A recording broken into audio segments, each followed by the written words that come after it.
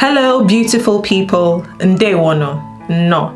I hope you're all well and keeping safe. Today, I'm reading this book, Akukoifo Umuaka.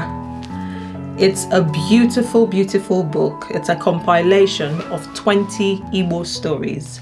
It's written by Umuada Chisom Ekomaru and Chikamgaefe, Ahumibe. To catch up on my interview with these lovely ladies, go on the Instagram link, which will be down below in the video, to catch up with our interview. If you haven't already subscribed to the channel, please do so, like this video and share with your contacts. Let's start. Igbo Stories with Ngozi. Welcome to Igbo Stories with Ngozi. The story I'm reading from this collection is the story of the three little pigs. Akụkọ obere ezi atọ. Let's start. Otu mgbe, onwe ụmụ obere ezi atọ ndị kpebiri ịrụ ụlọ ha n'akụkụ onwe ha n'elu ugwu. Ezi ọbụla chọrọ iji ngwa ọrụ dị iche rụọ ụlọ ya. Ezi nke mbụ họrọ ahịhịa n'ihi na ọ dị fecha ma bụrụkwa ihe dị mfe imecha ya na ịdị ọsịsọ. Ezi nke abụọ họrọ osisi n'ihi na o siri ike karịa ahịhịa, bụrụkwa ihe dị mfe ọrụrụ ya na ịdị ọsịsọ. Ezi nke ikpeazụ họrọ concrete n'ihi na ọ bụ ngwa ọrụ siri ezigbo ike na-anọgidekwa. Ma otu o si dị, nke a pụtara na ọ ga-ewe ya ogologo oge kachasị iji rụọ ụlọ ya, ma ọ gaghị adịkwa mfe dịka nke ndị ọzọ. Ezi nke mbụ ji otu ụbọchị wee rụọ ụlọ ahịhịa ya, wee zuru ike. Ezi a chịrị ezi ndị nke ọzọ ọchị, ndị ka nwere ọrụ ha ga-arụ. Ezi nke abụọ ji otu izu ụka wee rụọ ụlọ ya, wee zuru ike. Ezi abụọ ahụ chịrị ezi nke ikpeazụ ọchị, onye nke nwere ọtụtụ ọrụ ọ ka ga-arụ. Ezi nke ikpeazụ ji otu ọnwa wee rụọ ụlọ kọnkriti ya, wee zuru ike dịka ezi ndị ọzọ. Otu ụbọchị, ihu eluigwe adịchaghị ọcha. Ezi ndị ahụ chọpụtara na urukpuru ojii bidoro pụtawa n'elu ugwu ahụ. Urukpuru ndị a dị ezigbo ojii, jukwa eju, nke bụ na ha kpuchiri anyanwụ. Oke mmiri ozuzo na-abịa. Ezi ndị ahụ chịkọtara ihe ha wee gbabaa n'ụlọ ha, ịkwado maka oke ifufe ahụ. N'itinyere oke ifufe ahụ, enwere oke mmiri ozuzo ya na oke ikuku nke kusiri ike n'ụlọ ndị ahụ ụmụ obere ezi ahụ rụrụ. Obere ezi, onye nke ji ahịhịa wee rụọ ụlọ ya, bụ onye nke mbụ nwere mmetụta oke ifufe ahụ. Oke ifufe ahụ fegharịrị ruo mgbe ụlọ na mgbidi ndị eji ahịhịa wee mee gbakasịrị ma fechasịa ebe niile. Mgbe ọ hụrụ na ya enwekwazighị ụlọ, obere ezi nke mbụ ahụ ji ọsọ gbabaa n'ụlọ osisi nwanne ya nwoke nke dị nso. Oke ifufe ahụ sikwuru ike karịa otu ọ dị na mbụ. na-ebulitekwa ụlọ osisi ahụ ruo mgbe ọ daruru ala. Obere ezi abụọ ndị ahụ na-enwekwazighị ụlọ ọzọ ji ọsọ gbabaa n'ụlọ kọnkriti nwanne ha nwoke nke dị nso. Oke ifufe ahụ ghara n'ihu ma sie ike karịa otu ọ dị na mbụ. Ugbu a, nnukwu mmiri ozuzo si n'eluigwe zowe. N'ezie, oke ifufe ahụ siri ezigbo ike, mana ụlọ kọnkriti ahụ guzoro ike.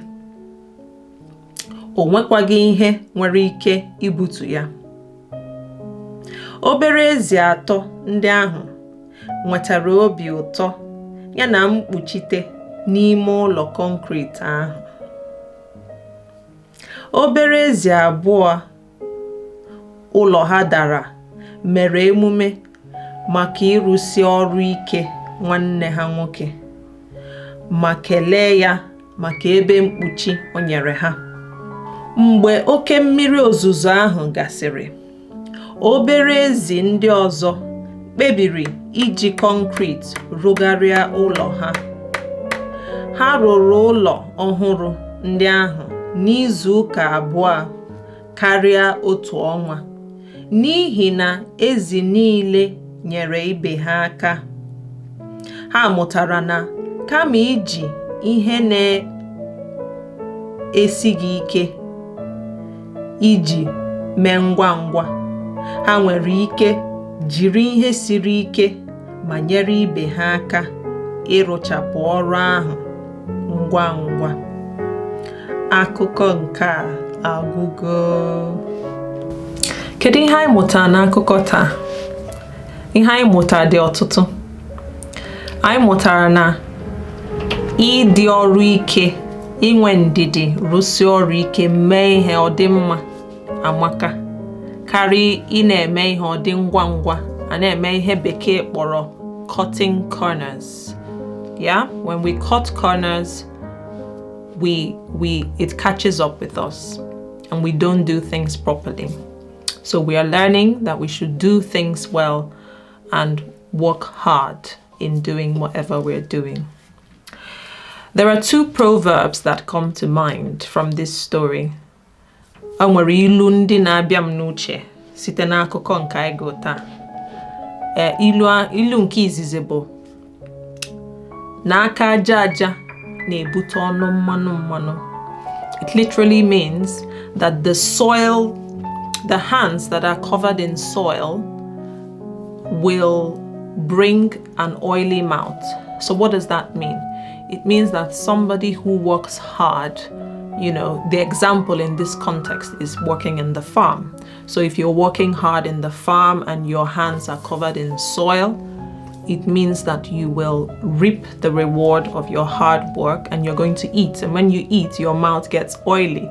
Obviously, we're not only referring to working in the farm here.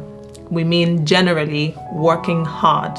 When you work hard, you will reap the benefits of your hard work. Kedu ilu nke ọzọ? Ilu nke ọzọ, the second proverb is anyụkọ mamịrị ọnụ, ọgba ụfụfụ. When we come together,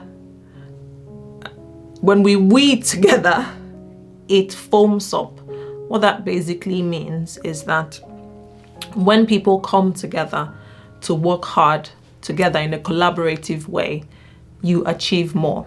So these little piggies, they built their house individually, and it took the hardworking one a month to build his house, but it took them 2 weeks when they all came together to help one another. So the moral of the proverb is that we support each other, that we work together and collaborate to make things faster and help each other progress. So what new words have we learned today? Kedu okwu ndị anyị mụtara taa? Let's go over it. Ọsịsọ, it means fast or quick.